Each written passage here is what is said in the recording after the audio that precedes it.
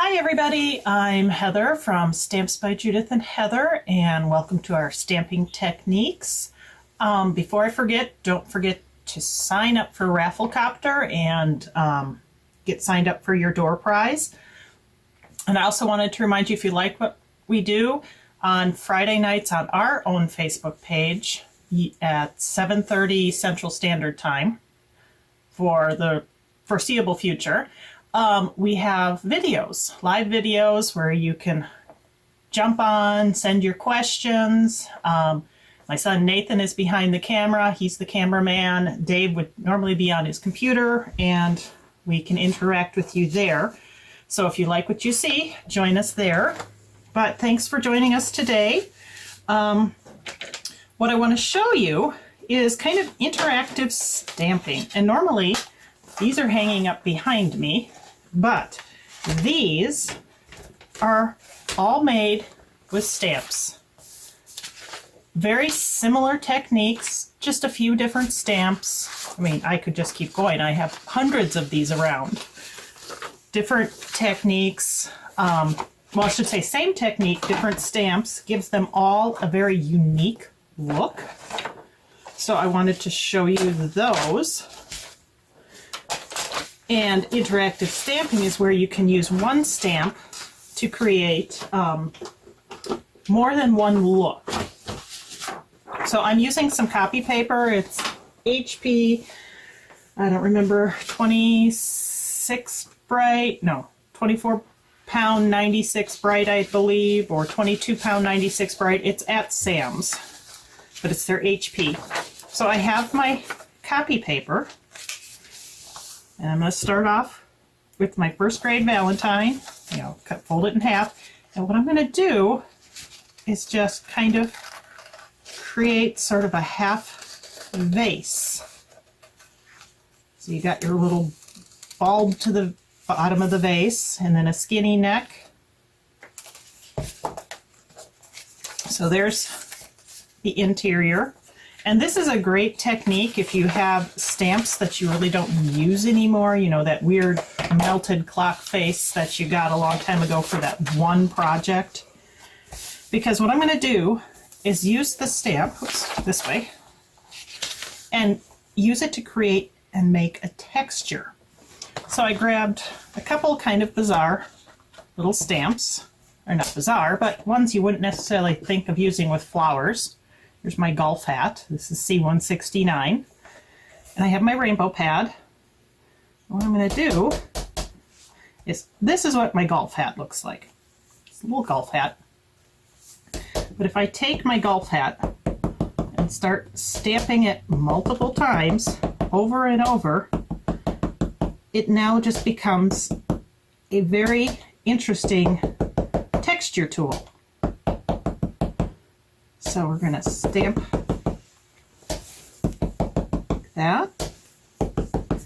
And I do kind of stamp heavier in one area to give it shading. So I'm stamping darker down here and fading it off. So I'm actually creating shading with it.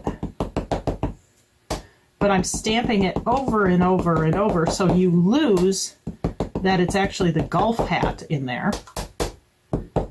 And it becomes more of an interesting little pattern with a little bit of a fuzz in it. So we take that, and to clean my stamps, I just blot them off on a wet paper towel.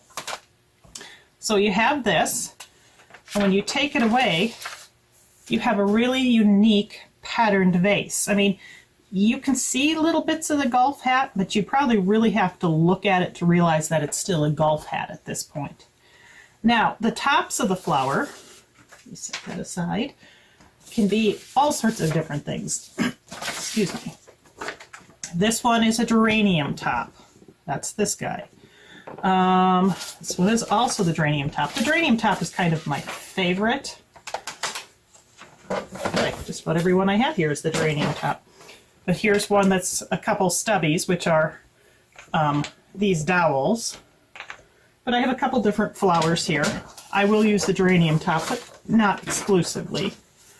Okay, I am going to start off, because I have it all over the place over there, the geranium top.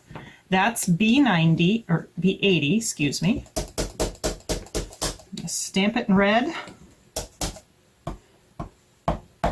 And I'm almost like I'm painting with the stamp. So I'm not just stamping an image down and coloring it in.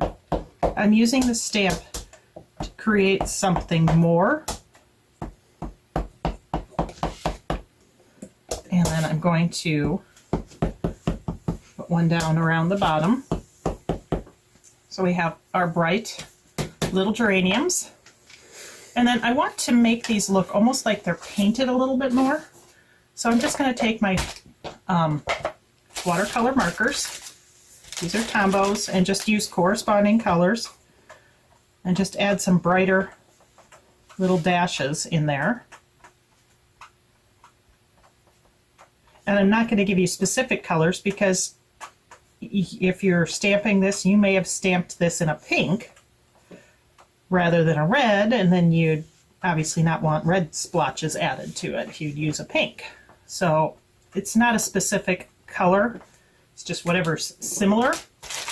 Now the vase, if you want to darken it a little bit, they're watercolor markers, and this is a water-based ink, so it actually will bleed a little. So I'm using almost like a water brush, but it's just a light blue marker.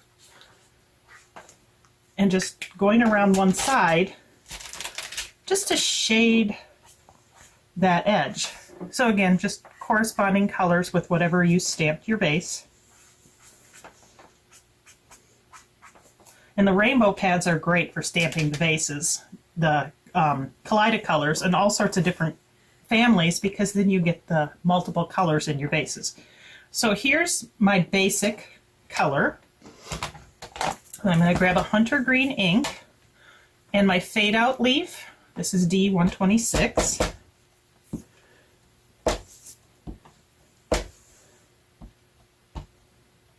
And I'm going to add some fade out leaves to this. I got it kind of like that. I'm going to put one over here. But it's kind of isolated right now, so I'm going to grab some of the stubbies. This is AAA 154. And I'm just going to put a few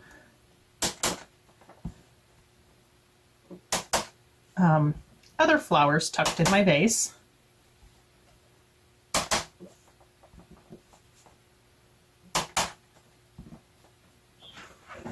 And then what I want to do is create a little bit of softness. Oh, this is a newer stamp. I think I called this one the Sketchy Buds. It's E277. And I'm going to grab just a scratch piece of paper. Actually, I'll use the inside of my vase. And I'm just going to tear a little chunk out. And I'm going to grab my hunter green ink. Yeah, it's like I said, I'm making this up as I go. Grab my hunter green ink, and I'm just going to add a little bit of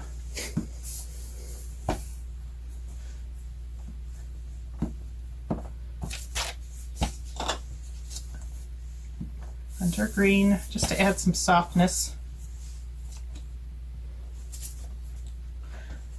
And I need to have something down here. There we go. And then what I'm going to do is my dots, my AAA 04. That's not it. Where did I plop it? Oh, right here. Had my hand on it.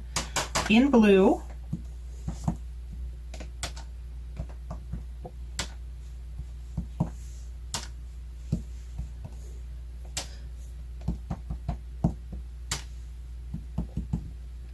Okay, so I add my dots.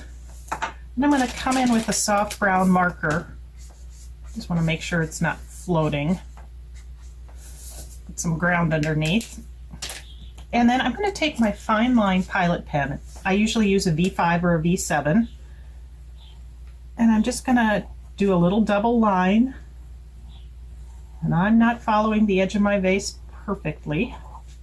I'm actually going to do that with my leaves as well. Put a line in the middle. So it makes it almost look like it's hand drawn. Now all I'm doing is doing a double line around the leaf.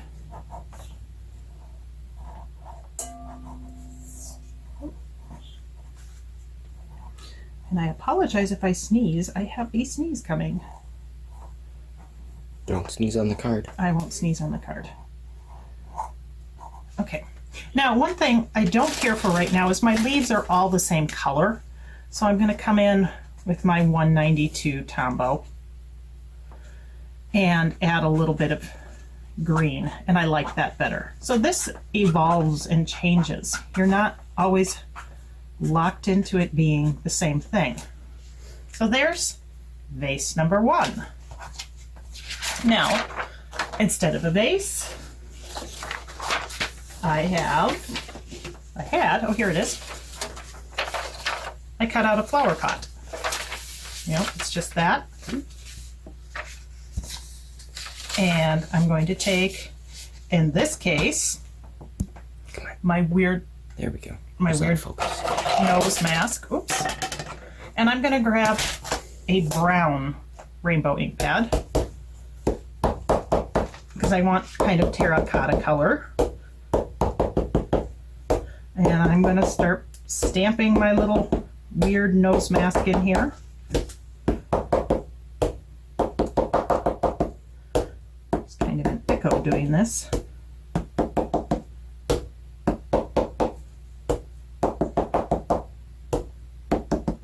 So you fill this in.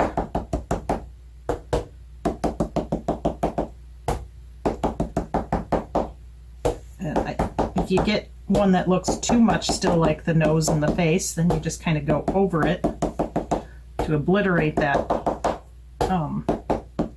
definite look. And I'm going to actually come in and touch a little bit of the red on my rainbow ink pad because I want just a little bit of red tone.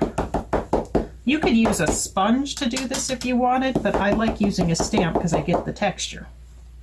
So I'm going to take it away, and there's my kind of goofy terracotta pot. I'm going to take a brown marker and just touch the brown edge a little bit to give it a little bit of shading.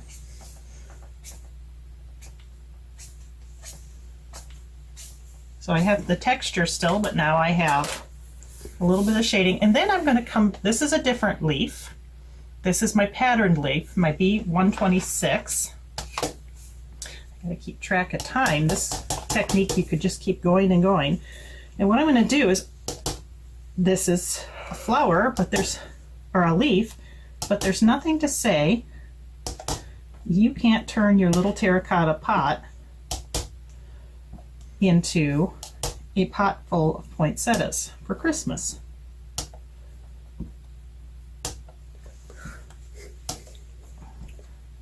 So you build this up. Now if your poinsettias look like mine, they usually all the leaves fall off and then you have like 3 leaves left in the pot, but if they look like my mother's, hers are full and leafy. She's much better at the poinsettia thing than I am. And I'm going to come back in with the larger fade out leaf just because I wanted it to be a little bit bolder.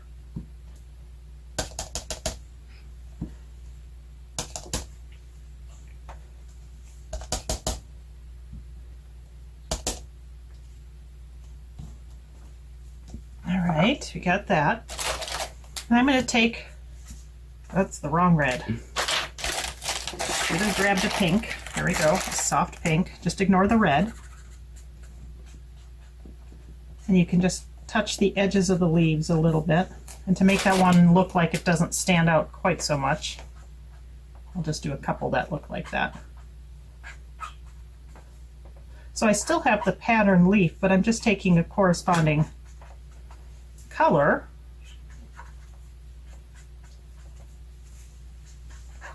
and filling it in a little bit.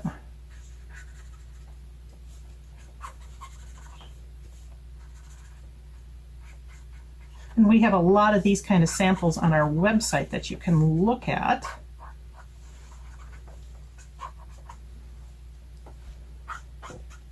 Again, I'm going for kind of my own unique look. Not that green. I'm having problems grabbing the wrong markers today. Okay, so I have a little bit of blue or green on there. I'm going to grab my fir branch, which is C69, and that torn piece of paper again. So I can tuck and get a little bit of Christmas look in here.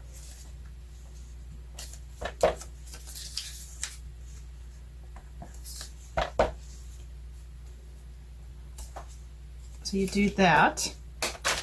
I'm going to come back in with my green.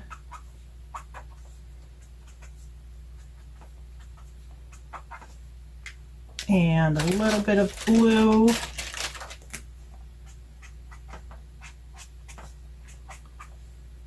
And we have about 4 minutes left. And again, I'll show you the other samples. And we got to throw another kind of flower in there, maybe a little, here we go, 3 flowers, stubby. And I'm going to go again to the purple. And you could stamp this in the center of the poinsettias to give them just a little bit of an anchor if you wanted. So I have that, and then my dots in blue.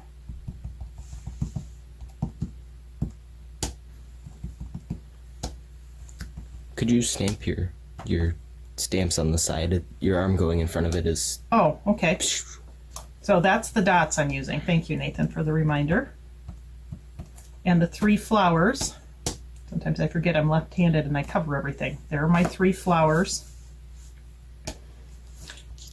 And these will all be posted on our website too, so you can see them. Now the flower pot, I want to give it a little definition. So I am just going to take my fine line pen, which doesn't always like to draw over stamped areas, and put some lines around the pen. You could put a ribbon on it if you wanted. So there's my Christmas poinsettia. Oh, Nathan, you want to hand me the other one I did? So, oh, yeah, that's the one I did. So here's 2 different ones. We only have a couple minutes. Here's the ones I did before. I mean, it's a similar look, but different foliage in there. And like I said, a lot of these are on our website. Here's a different size vase and a few different foliages, but the similar concept. So you can take those, and this one is rocks and grass inside. This is a little tutu skirt. This one is a basket and a butterfly. So you can use all sorts of different things inside. So yeah, that's just a little taste of interactive stamping and creating kind of simply with the stamps. I mean, we have idea sheets you can print out on our website. I have them right here. You can print these out on our website, and there's a lot of interactive things, and there's videos that correspond with them to give you more of a taste of stamping. Don't forget Rafflecopter to sign up for the door prize, and check out our Friday night video on our Facebook page to see more interactive stamping and coloring and other things. And we hope to see you at a show sometime in 2021. So have a good day, everybody. Bye.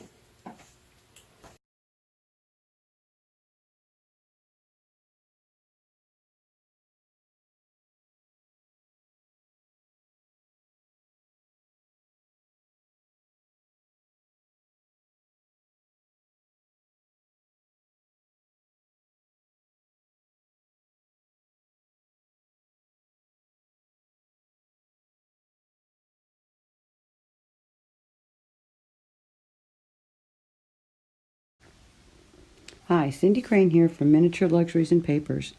I've got an awful lot to show you today, so I thought I would just take you to the warehouse and show you the whole collection. I found Picture This in January when I was in Frankfurt, and I absolutely fell in love with the whole concept. These are great drawings, quintessentially British, English, with the cottages and the buildings and the stores. All the beach scenes are great. Now everything is made in England. They even have sentiments, and for all of the stamps they have little additions. They have trees and people, cars, and you can even insert different windows into the buildings just by masking, and I'll show you some of that in a bit.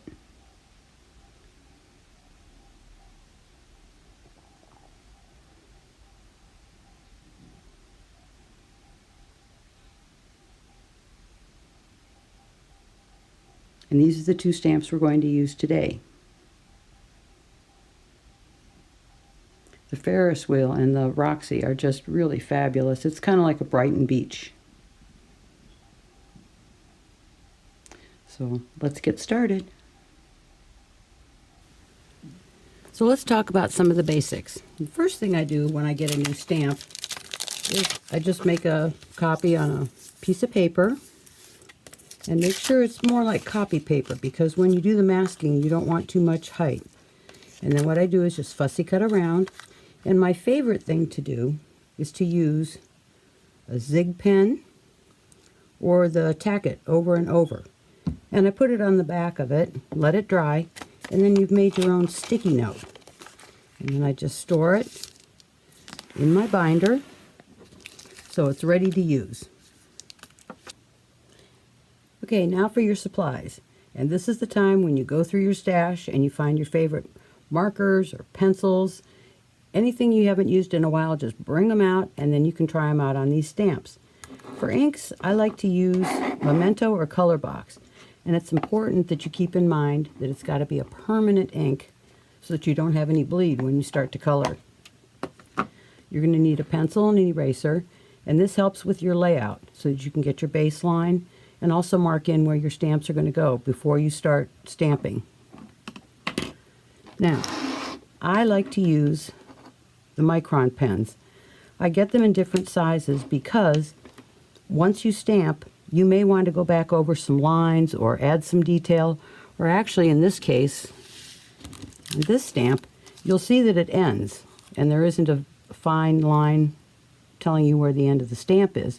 So you're going to want to draw that in, and if you have another stamp up against it, this is when you can add the detail. Now, for markers, I've used them all. I've got the Tri-Blend, Tombow, watercolor pencils, watercolor brushes, regular Spectrum, and some Copic. So I say use whatever you like. Now, that's important when you come to which paper to use. Now I've actually used, this is digital copy paper from Hewlett-Packard. It's a cardstock, and this seems to work very well for markers. I've also used the Strathmore mixed media pads. And for the watercolor, I've used the Aqua Spectrum Noir,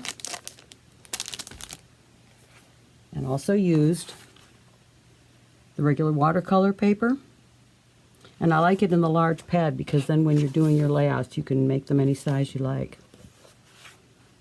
So that's the basics on your supplies.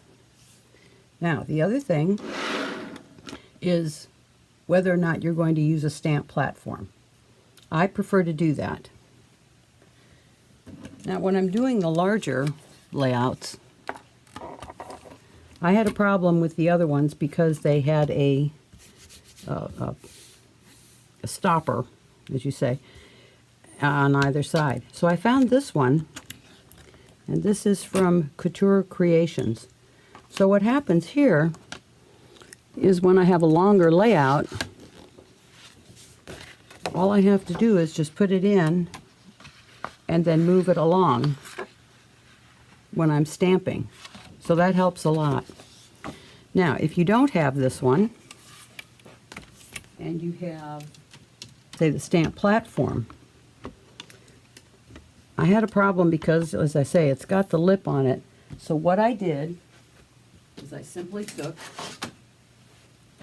a mouse pad, and it's thick enough that when you lay it in here, it takes up that space and it allows you to run your page all the way across. And if you're using a heavier stock, it doesn't affect it at all. You won't have a crease or a bend in it. So this is something to keep in mind. Now, next we're going to start planning our layout. And a little bit of planning goes a long way when you're doing these projects. If you're going to put it in a frame, make sure you measure your dimension on the inside, and then you can draw a little outside line so you can keep your image right in where it belongs. On the beach huts, I did the same thing. I knew I wanted to frame it, so I started with just a pencil guide before I did my layout. Okay, so let's get started. For today, I'm going to use the Bella Villa and the Sibling Terrace. These are two of my favorites. Now, we're going to start. Take your pencil, and let's just draw in a horizon line or a baseline. This will give you a good starting point. Now, I know I want them to be stacked, so this is where your masks will come in handy too, doing your layout. Now, I know I want this one in the foreground, so we'll just place it there. And the Sibling Terrace, I want it to look like a city scene, so I'm going to place this one to the back.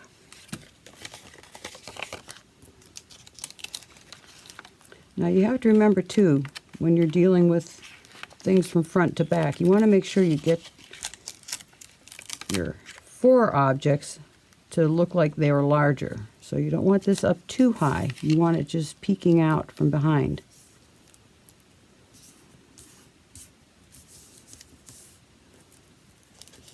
So once you get that where you'd like it, straighten that out a little bit.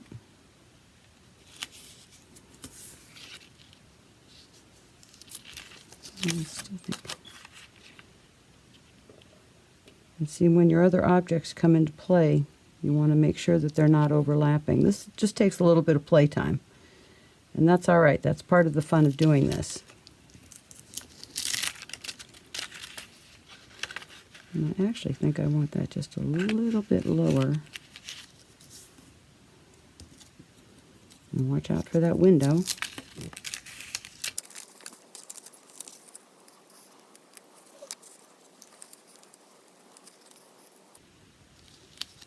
Okay, that looks just about right. Now also too, I was telling you that you can add to these drawings, and where the building ends here, you can actually draw in another building, and it's very easy to do. So I may want to go ahead and extend this out once I get everything stamped in. So what I want to do then is just put a little pencil mark there, and draw in some guidelines where the stamps are going to go. And then you know for placement when you're getting ready to stamp. Okay, now I'm going to speed up the next part to do the stamping so that you don't have to stand there and watch me painfully line them up. So just take a look and see how I've done it, and then we'll be right back. Okay, let's get started. I've got my stamp platform set up, and I like to use the Sizzix sheets, the little adhesive sheets, especially when you're using a large stamp, because it'll help keep it in place. I'm going to place my paper in, position my magnets. And one other thing, sometimes with the large stamps, when you lift up, it kind of sticks depending on what surface you're using. So I just take a little bit of baby powder and just rub it over the surface. And just with a light cloth, just rub off the excess. Now, we're going to take our stamp and position it on our pencil lines.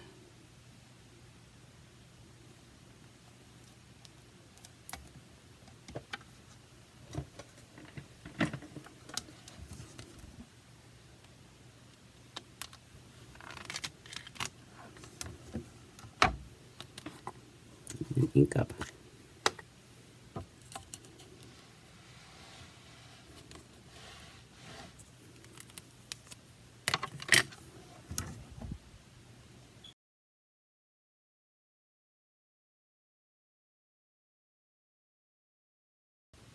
There's one little spot here, but you can also just add a little bit of ink. Don't over ink, because then it kind of destroys the detail.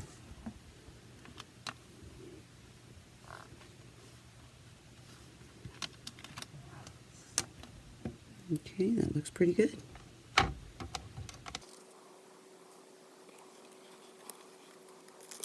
Make sure it's lined up. Okay, now place your mask.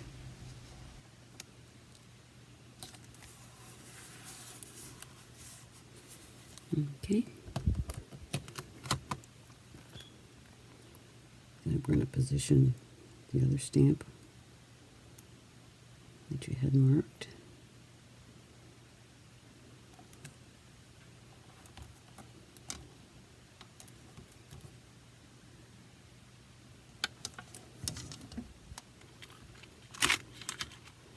See, we're getting a little stick, and it's a good thing we had the powder.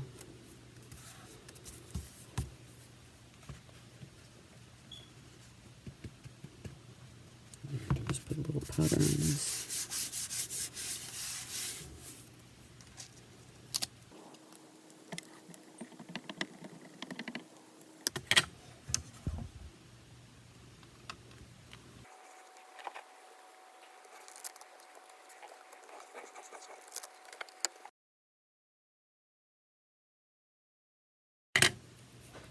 Now at this point, if you need it's not stamping properly, just take a little scrap of paper.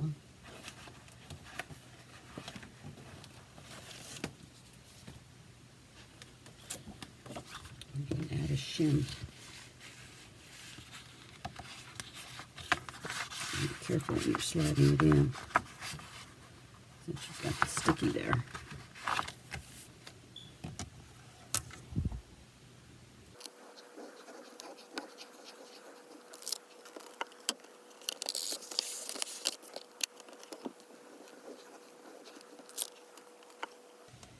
Okay, that looks pretty good.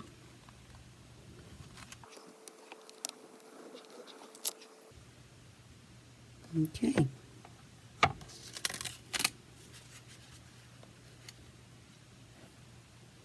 And there you have it.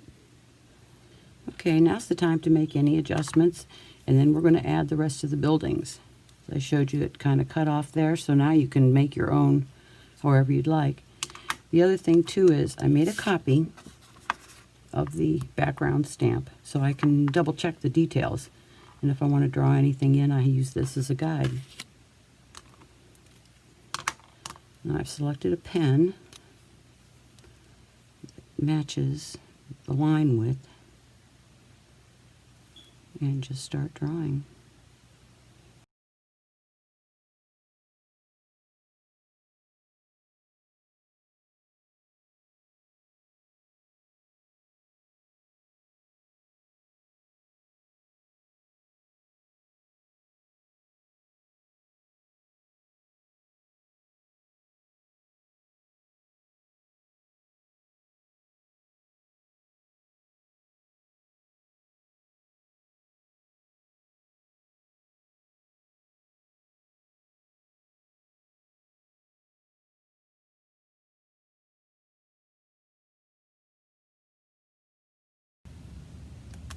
Well, here we are, and now you're ready for color.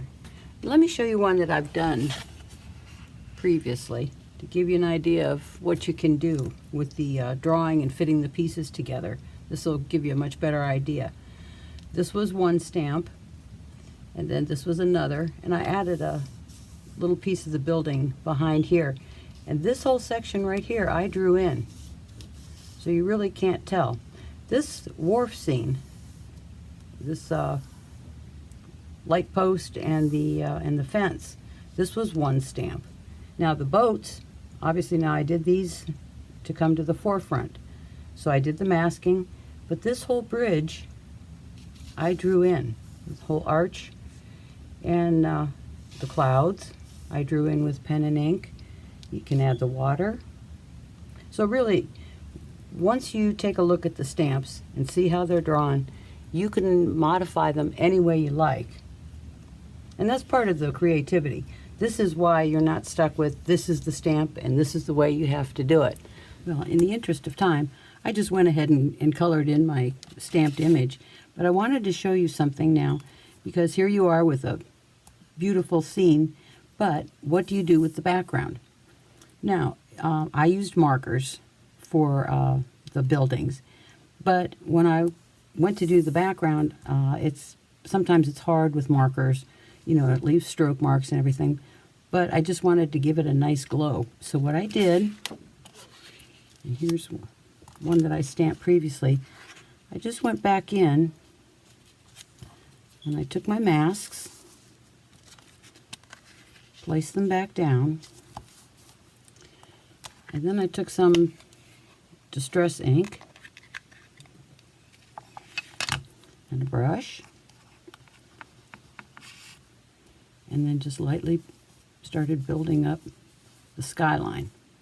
The only thing you'll have to remember here, and I didn't do it, is when you draw in additional buildings, you want to make sure to mask that off.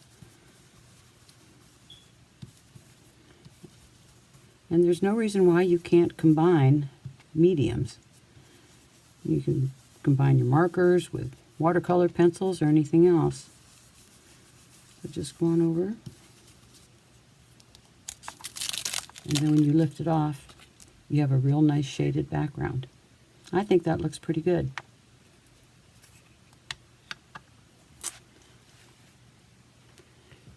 And now I'd like to show you a few projects in the works. These are the Noblins. This is a new stamp, and I absolutely love the way these look. These are all going to be cards. They're, as I say, in the works. But depending on how you color them, they could be for an everyday or a Christmas.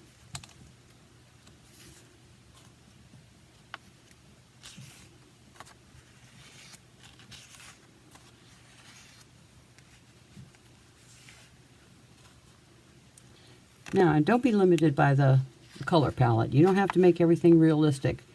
This was a purple day, and that's the Fisherman's Wharf. The greenhouse is just really fun to do. I added the trees, the left and the right trees, and then just drew in some additional plants. Now this one shows you what you can do with just one stamp. This is the same stamp, just repeated and colored differently. And it's the one that we used on today's sample. This is the ghost house. Now, I made this as a spring scene with a tree, but just imagine doing this in grays and blacks. And you can also make this a Christmas house. All you'd have to do is mask out, and you could insert a little wreath there on the door. This is a new stamp, the Christmas presents. So I colored them in different colors. So you can make them for all occasions. There's a lot of possibilities with these stamps. Before we go, Picture This was really excited that I was going to be doing this demo today, so they've given me special permission to print coloring cards for you. So for every purchase of a Picture This stamp, you'll receive 4 coloring cards. And these are a limited edition, and I hope you enjoy them. I want to thank you for being here today. I hope you learned something, and I really enjoyed showing you all the Picture This. Hope to see you again soon. Bye for now.